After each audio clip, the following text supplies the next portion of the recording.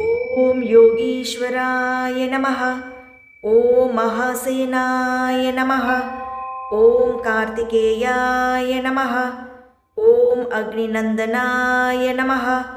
ॐ स्कन्दाय नमः। ॐ कुमाराय नमः। ॐ सेनान्ये नमः।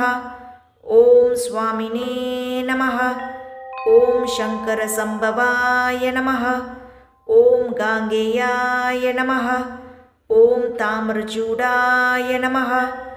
ॐ ब्रह्मचारिणे नमः। ॐ शिखिध्वजाय नमः। ॐ तारकारये नमः। ॐ उमापुत्राय नमः। ॐ क्रौञ्चारये नमः। ॐ सदाननाय नमः।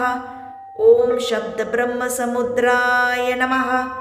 ॐ सिद्धाय नमः। ॐ सारस्वताय नमः। ॐ गुहाय नमः। ॐ सनत्कुमाराय नमः। ॐ भगवते नमः। ॐ भोगमोक्षफलप्रदाय नमः। ॐ शरजन्मने नमः। ॐ गणाधीशपूर्वजाय नमः। ॐ मुक्तिमार्गकृते नमः।